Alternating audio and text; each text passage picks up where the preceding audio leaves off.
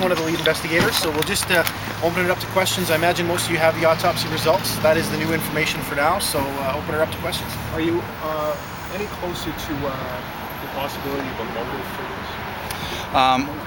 We're keeping all our options open here. The information we have so far is certainly indicating that robbery may be a motive, but we don't want to close our minds to the possibility that there could be another motive. Was that wallet that was discovered? There was talk of a wallet discovered. Was that in fact deceased? There was a wallet that was found. We believe it belonged to the deceased individual. That's where the possibility of the robbery motive comes in. As I said earlier, we can't 100% confirm that it is a robbery at this point in time. And pointed where that area in the stairwell where the victim was shot.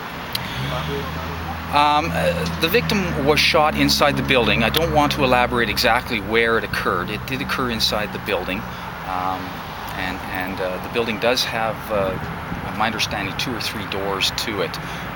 Whether those doors were secure or not, once again, I don't want to get into that at this point. How firm is that description? You had a description of last name of a person of interest. Is that now potentially a suspect? Good question. That person of interest, and it has to be stressed here, we don't know whether that is a suspect individual or a witness. It could have been a person that was in the area, that potentially heard a shot, became frightened and ran away on their own, or it could be our suspect. So once again, we don't want to close any doors on any possibility whatsoever with respect to that. Does this still look like a random attack?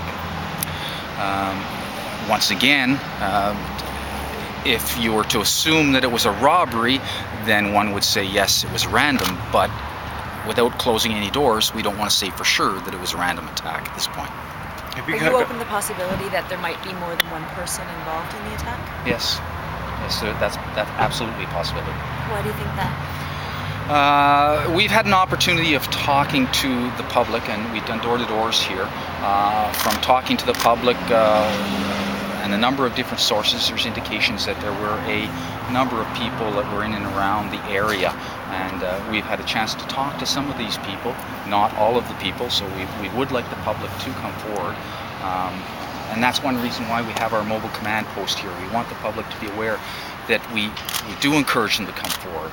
Our victim here, as has been articulated in the media, is that he was an elderly gentleman who is seen as being a pillar of society. He's helped out society wherever he could. So we want to find the person responsible for this and have them answer for it, so that the rest of society can feel a little bit better and safer. Which makes it all the more tragic. Can you talk about the kind of resources you're putting on this investigation? Absolutely. The Edmonton Police Service is virtually putting everything at our disposal towards this. We've got the command post out here in the hopes that the people driving by will see it and they'll hear in the news about this incident that happened, and they maybe will have some small piece of information, and they'll stop by.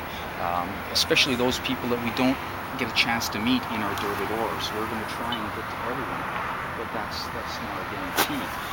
We've got our North Division constables, patrol division up here, the detectives up here. We've had forensics unit on scene. They've done work here on scene. They've been able to gather some evidence, and they've been working tirelessly on this. Homicide detectives, we've got a number of homicide detectives as well. The list goes on and on. Are you releasing any information on the type of weapon that was used? Not at this time. Why no. not? Why not? As with all homicide cases, there's pieces of evidence that we want to hold back, and when it comes to the weapon, we're going to hold back that piece of evidence.